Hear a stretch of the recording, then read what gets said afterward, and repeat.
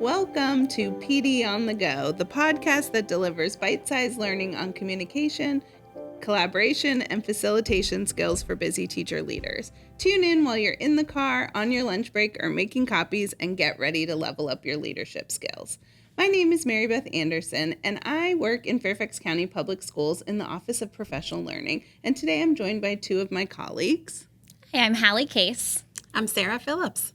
So today we are bringing back a series of episodes, I guess, where we jump into our high leverage protocols. And the one that we're going to talk about today is around lesson analysis. Mm-hmm. And this comes from teams often get a canned curriculum. It might be like in our division, we have a BASIL for language arts in elementary school, or for science K through 12, they get science lessons from our division. And this can also happen when you have like tried and true lessons you've done year after year after year. Yep. And we're sort of just continuing to use them as is with the students in front of us. And we've developed a protocol to support teams in analyzing those lessons to make some changes to meet the needs of the kids that are in front of them. Mm-hmm. So let's first start out with why, when teams are planning with these canned lessons or tried and true favorites, can that sometimes lead to unproductive talk or deficit talk about students? Yeah. So when we think about in a regular traditional CLT setting, we're preparing for the lessons for the next week, the next day sometimes, right? And sometimes the conversation can become about what the students can't do, what the expectations are, and why they can't reach them.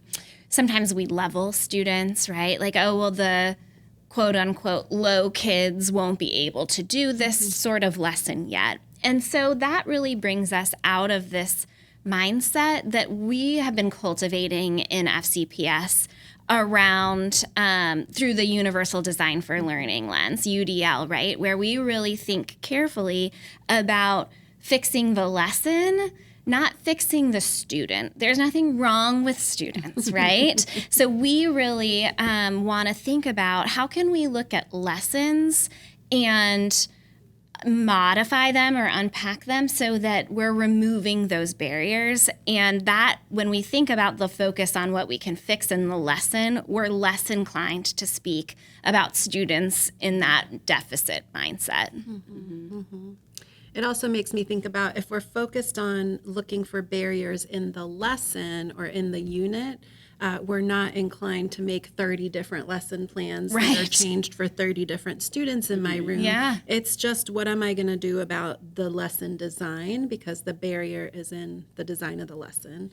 There's nothing wrong with the students, like you said. Mm-hmm. Mm-hmm. So when we think about like differentiation and our lesson planning, it sometimes can feel like, oh my gosh, I have to make so many different versions of this.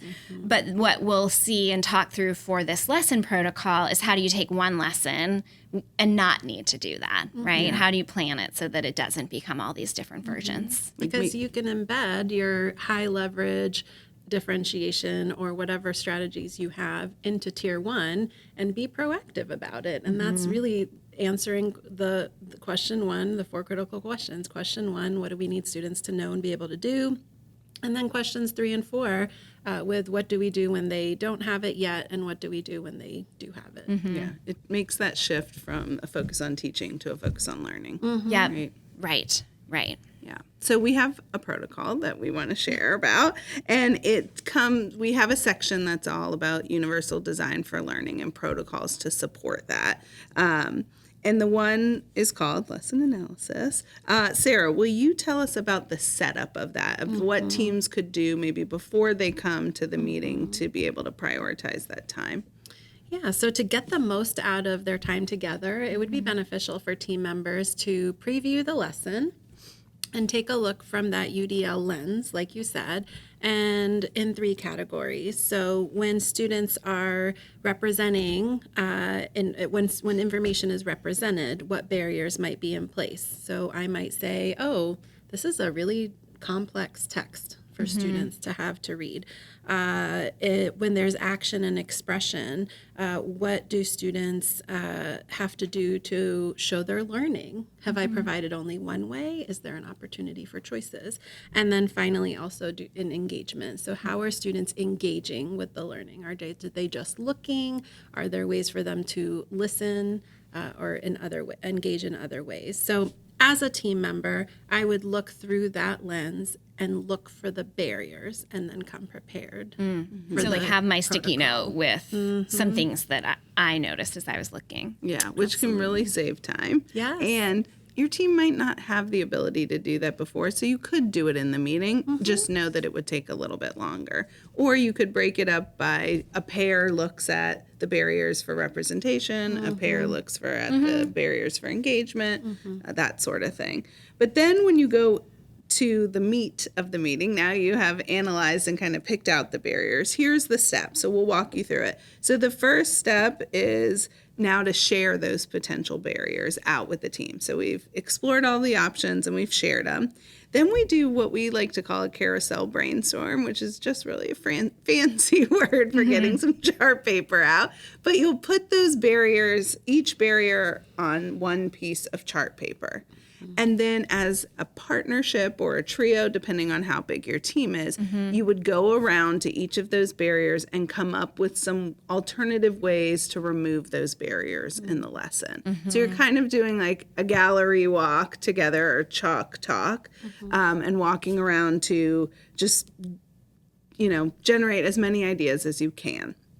So then step 3 would be to take a step back and really look at all of the barriers that we see, the ideas that we came up with, to start thinking about which of these barriers do we think would be potential for the learners in front of us that we have right now, that would be high leverage ones to remove right away at the start of the lesson and start to choose some alternative ideas to put into place instead. And then each teacher at the end would do a quick whip around to share which one they're going to take away. Because it may not be our whole team decides to do one thing, because your students are different from my students, are different from your students.